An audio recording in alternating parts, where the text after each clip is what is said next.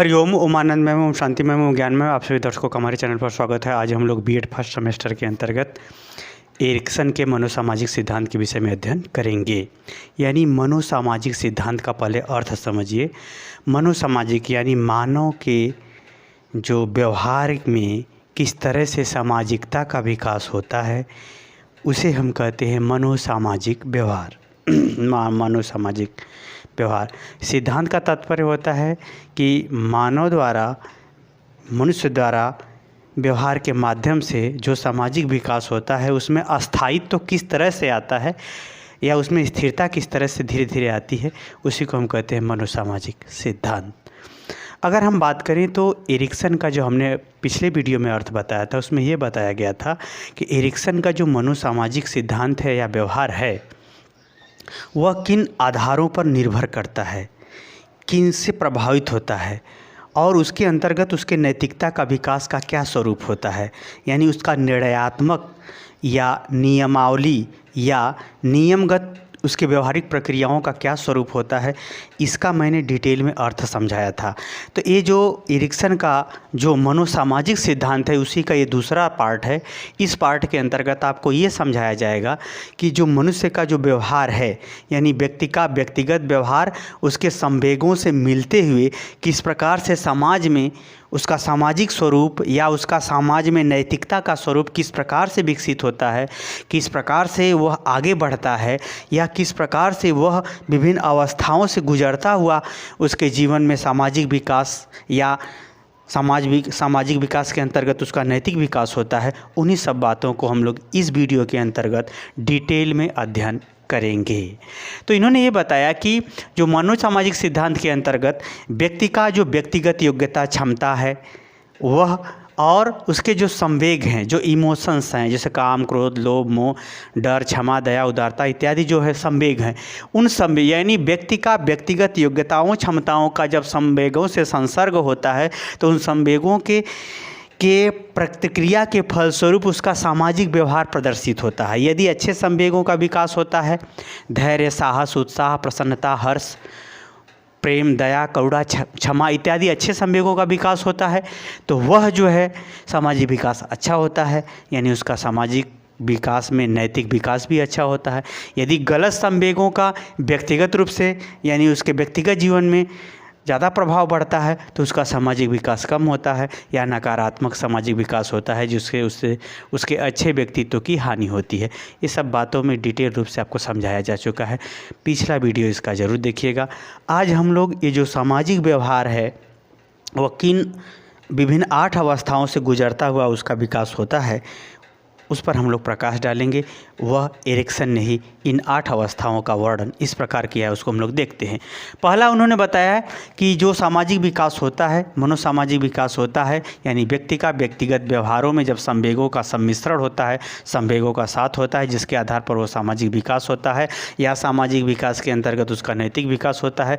वह विभिन्न 8 अवस्थाओं से गुजरता है। वो 8 अवस्थाओं से किस प्रकार गुजरता है उसी का हम यहाँ वर्णन कर रहा हूँ जिसको एरिक्सन महोदय ने प्रस्तुत किया था। पहली अवस्था है विश्वास बनाम अविश्वास। यह अवधि 1 से यानी जन्म से 1 वर्ष तक की इन्होंने बताया। इसमें विश्वास और अविश्वास की बात कहाँ से आ गई? इसलिए आ गई कि जब कोई व्यक्ति इस संसार में आता है, जन्म लेता है तो उस समय उसको उसके जो भूख प्यास, रख रखाव, सुरक्षा, प्रसन्नता इत्यादि से जो संबंधित चीज़ें होती हैं वैसा अगर उसको परिवेश दिया जाता है माता पिता द्वारा, अन्य सदस्यों द्वारा, वैसी परिस्थितियों द्वारा, वस्त्र द्वारा, भोजन द्वारा, चिकित्सा द्वारा अगर वैसी परिस्थितियां अनुकूल दी जाती हैं तो उसको विश्वास की प्रवृत्ति ज़्यादा बढ़ती है। यानी उसका व्यक्तिगत रूप से अच्छे संवेगों का विकास अधिक होगा जिसके कारण से उसका जो है विकास अच्छा होगा, सामाजिक विकास अच्छा होगा। यदि बालक को ज़्यादा कष्ट होता है, तकलीफ़ होता है, देख रेख नहीं किया जाता है, उसको छोड़ दिया जाता है, वह पीड़ित होता है, कष्ट उठाता है तो ऐसी परिस्थिति में उसे लोगों पर या अदर चीज़ों पर उसे अविश्वास की प्रवृत्ति होती है। यह सामान्यतः जो है 0 से 1 वर्ष के अंतर्गत दूसरे के साथ में सामाजिक विकास का स्वरूप होता है। अगर दूसरी अवस्था की बात करें तो स्वायत्तता बनाम लज्जा, यह अवस्था जो है 1 से 3 वर्ष की अवधि में होती है और और इसी समय सामाजिक विकास का जो स्वरूप है यानी मनोसामाजिक अवस्था का जन्म होता है। क्यों जन्म होता है?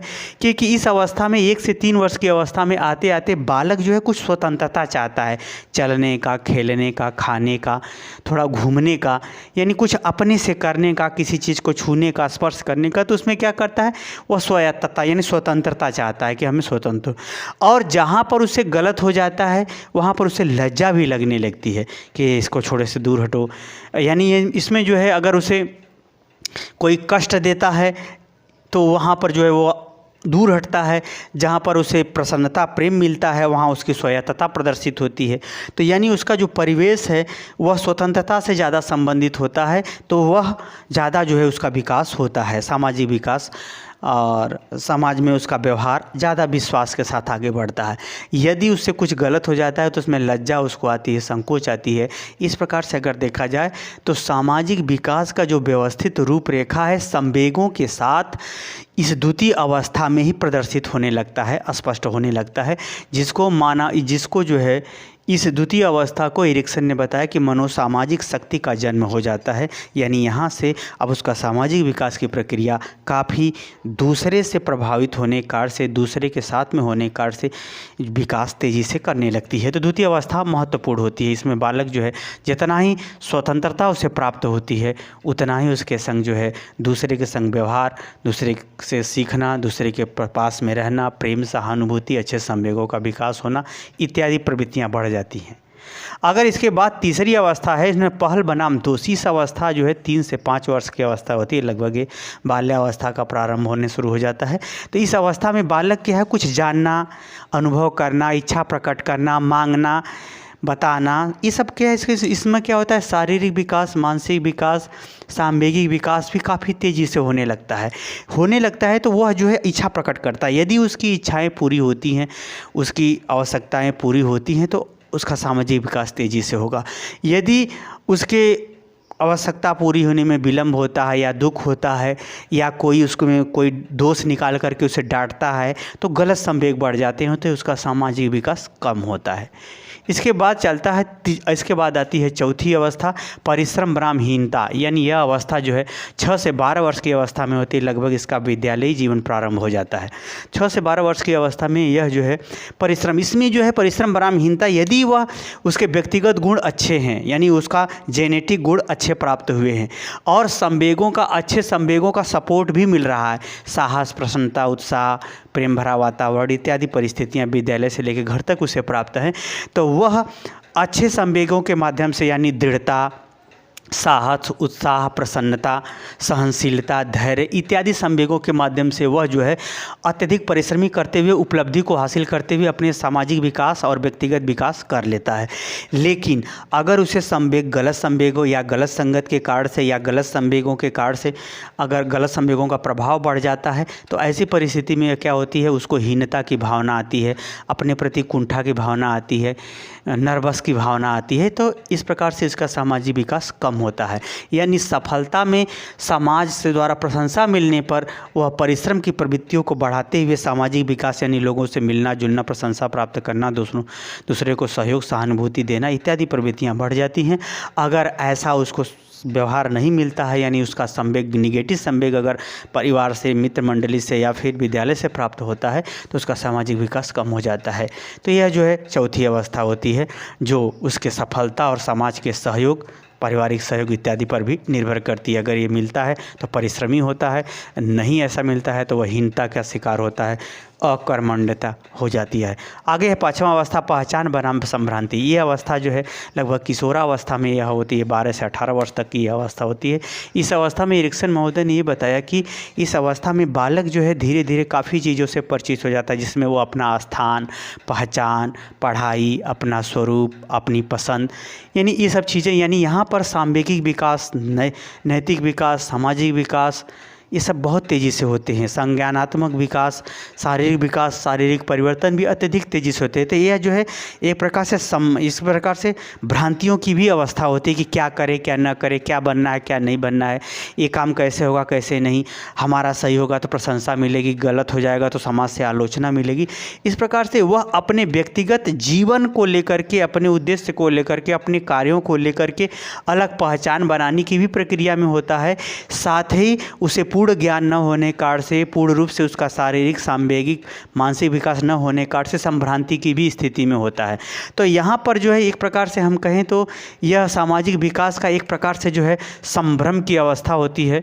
यानी कि एक प्रकार से पूरी तरह से स्पष्ट तो नहीं होता, लेकिन अस्पष्टता की दिशा में शंका युक्त व्यवहारों के माध्यम से वह आगे बढ़ता है, उसका सामाजिक विकास बढ़ता है। जो पांचवी अवस्था है इसके अंतर्गत वह अपना व्यवहार प्रदर्शित करता है, क्योंकि यह अधिकचरी अवस्था होती है जिसमें कोई भी चीज़ पूरी तरह से स्पष्ट नहीं होती। हाँ, जैसे जैसे 18 वर्ष के करीब आता जाता है वैसे वैसे वो क्लियर होती चली जाती हैं। और इसमें पहचान अपना, इसमें आत्मसम्मान, अपनी बात को मनवाना, नेतृत्व करना इत्यादि क्षमताओं को भी विशेष रूप से संघर्ष, प्रयास, सफलता, प्रसन्नता, आलोचना इत्यादि के माध्यम से भी आगे बढ़ते देखा जाता है। यदि वह सही व्यवहार कर लिया, सही संवेगों का सपोर्ट मिला तो उसका पहचान अस्थायी रूप से बन जाता है। अगर उसका व्यक्तिगत गुणों में संवेगिक रूप से गलत, निगेटिव संवेगों का यानी गलत संवेगों का उसके अंदर प्रभाव बढ़ा तो जो है वह अपने व्यक्तित्व को लेकर के, पहचान को लेकर के भ्रम की स्थिति में रहता है। आगे है 6वीं अवस्था में घनिष्ठता बनाम अलगाव। यह अवस्था 20 से लेकर के 30 वर्ष तक की मानी जाती है। इसे मनोसामाजिक गुण कहते हैं। अगर इसमें क्या होता है, व्यक्ति जब इस अवस्था में आता है यानी 6ठी अवस्था में, तो व्यक्ति का जो सामाजिक विकास होता है उसमें घनिष्ठता आने लगती है। यानी संभ्रांति की अवस्था 18 वर्ष तक आते आते तो समाप्त होने की स्थिति में आ जाती है। वो अपना रूप बना लेता है कि मुझे ये करना है, ये व्यवसाय करना है, ये पढ़ना है, ऐसा बनना है, समाज में मुझे ऐसे रहना है, ये सब चीज़ें क्लियर कट हो जाती हैं। इस अवस्था में आते आते व्यक्ति क्या करता है, क्लोज रिलेशनशिप बनाने लगता है। चाहे वो लड़का लड़की के प्रति हो, चाहे लड़का पढ़ाई के प्रति हो, लड़का किसी व्यक्ति के प्रति हो, लड़का के घर के प्रति हो, लड़कों का मित्र मंडली के प्रति हो, यानी उसमें क्लोज रिलेशनशिप यानी एक घनिष्ठता का रूप पकड़ने लगता है। और वह घनिष्ठता विशेष रूप लेना शुरू कर देती है। और साथ ही अगर जहाँ पर उसके सिद्धांत के या उसके सोच के या व्यवहार के या उद्देश्य के कुछ अलग समझ में आता है, वहाँ अलगाव आता है। तो अलगाव यानी दूर भागना, चाहे वो प्रेम प्रसंग हो, चाहे पढ़ाई से संबंधित हो, चाहे किसी विषय से संबंधित हो। जैसे अगर बालक को प्रारंभ में पढ़ाएंगे तो सभी विषय पढ़ने के लिए तैयार हो जाता है, लेकिन जब धीरे धीरे वो समझने लगता है कि हम कौन सा विषय पढ़ेंगे तो सफल होंगे, कौन सा नहीं, तो जो उसमें असफल होता है उसको छोड़ देता है। दावे और विश्वास के साथ करने लगता है कि मुझे ये नहीं आएगा, हमको नहीं आएगा, हमको नहीं पढ़ना है। तो यानी इस अवस्था में वह घनिष्ठता वाला व्यवहार, चाहे ज्ञान हो, प्रेम हो, समाज हो, क्रिया हो, व्यवहार हो, सिद्धांत हो, नैतिकता हो, धर्म हो, आस्तिक नास्तिक स्पष्ट इसमें व्यवहार दिखाने लगेगा। नास्तिक हुआ तुरंत कहेगा हमको भगवान विश्वास नहीं। तो इसमें मनोसामाजिक गुणों का एक स्पष्ट रूप बन जाता है कि मेरा समाज में ऐसा ही गुण रहेगा। आपको पसंद आया ठीक है, नहीं पसंद आया नहीं ठीक है, ऐसा वह व्यवहार प्रदर्शित करने लगता है। मनोसामाजिक गुण का मतलब यहाँ ये होता है कि व्यक्ति का संवेगों के माध्यम से समाज में जुड़ने की प्रवृत्तियाँ बढ़ जाती हैं, जिसमें प्रेम, दया, क्षमा, उदारता, साहस, सहनशीलता, धैर्य, परोपकार, ये सब बातें आती हैं। तो ये सब प्रवृत्तियाँ जो है अपना स्पष्ट रूप से उसकी व्यक्तिगत रूप से परिलक्षित होने लगती हैं। इस प्रकार से उसका व्यवहार। अगले है 7वीं अवस्था आते आते जननात्मक बनाम स्थिरता। जननात्मक मतलब ये इस अवस्था में जब वह 40 यानी 30 से भी माना जाता है, 40 से भी माना जाता है, 10-10 वर्ष का जो फ्लक्चुएशन है, इसमें थोड़ा सा इन अवस्थाओं में अंतर थोड़ा सा देखने को मिलता है। हर आदमी का अपना अलग अलग होता है, इसलिए ये अंतर करके उन्होंने इसको निर्धारित किया है। जननात्मक का मतलब ये होता है कि जब वह पिता बनने की अवस्था में आता है तो पुत्रों के भविष्य को लेकर के, पढ़ाई को लेकर के, उसके स्वरूप को लेकर के, उसकी आवश्यकता को लेकर के, उसकी क्षमता को लेकर के, विकास को लेकर के, परिस्थिति को लेकर के, संगत को लेकर के इत्यादि के प्रति वह जो है एक सतर्कता, एक व्यवहार, एक परिस्थिति इत्यादि का निर्माण करने के लिए संघर्षशील होता है।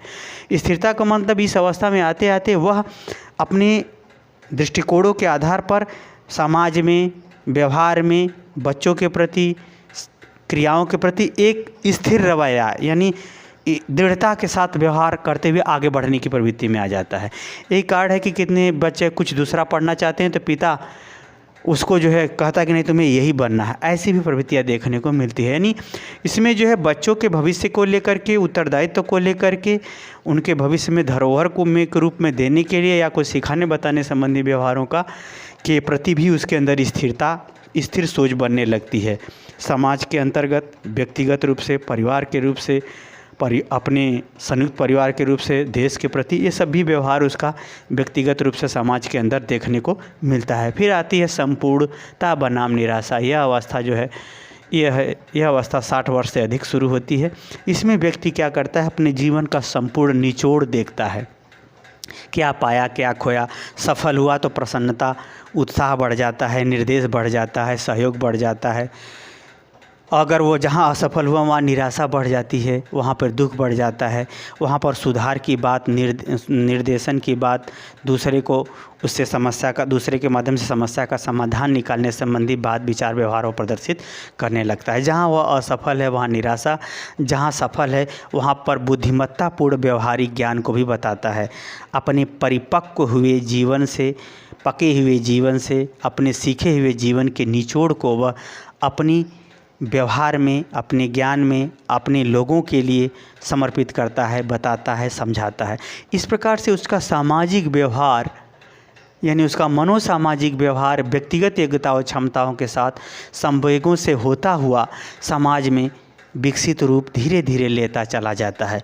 तो प्रारंभ में यह जो है इस प्रकार से विकास की अवस्था होती है, इस तरह से होती है कि प्रारंभ में वह तेज़ी से बढ़ता है, फिर वृद्धावस्था आते आते वह जो है व्यक्तिगत रूप से सामाजिक आवश्यकताओं, क्षमताओं इत्यादि सामाजिक आवश्यकताओं को पूरा न करने के कारण से, यानी शारीरिक अयोग्यता के कारण से उसमें अंततः निराशा की, सामाजिक रूप से निराशा की प्रवृत्तियां भी देखने को मिलती हैं। इस प्रकार से एरिक्सन महोदय ने मनोसामाजिक सिद्धांत के अंतर्गत एक व्यक्ति के जीवन में होने वाले सामाजिक विकास या सामाजिक विकास के अंतर्गत होने वाले नैतिक विकासों के स्वरूप का वर्णन किया है।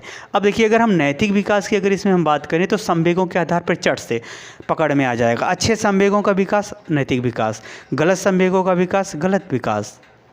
होता क्या है, नैतिकता का अर्थ यही नियम में, व्यवहार में अच्छे नियमों का पालन करना ही नैतिकता का विकास है। इसमें जितना भी आपको बात बताया गया है, पर्यावरण, परिस्थिति, समाज, माता पिता, सहयोग, ज्ञान, क्षमता, संवेग इत्यादि के अंतर्गत अगर उत्तम अवस्था मिलती है तो सामाजिक विकास के अंतर्गत नैतिक विकास अच्छा होगा। अगर ये परिस्थितियाँ विपरीत मिलती हैं, अगर व्यक्ति नहीं समझ पाता है व्यक्तिगत रूप से, यानी उसकी ये घनिष्ठता अगर सही दिशा में नहीं बन पाती तो वही उसके पतन होने का कारण भी बन जाता है। तो इस प्रकार से एरिक्सन महोदय का हम सामाजिक विकास विभिन्न अवस्थाओं में किस प्रकार से एक व्यक्ति के अंदर होता है या घटित होता है, उसको मैंने समझाने का प्रयास किया। मुझे उम्मीद है कि आप समझ गए हैं तो ज़्यादा से ज़्यादा शेयर कीजिए, क्योंकि आपका शेयर, आपका सहयोग, आपका लाइक, आपका सब्सक्राइब ही हमारा पारितोषिक है। हरिओम।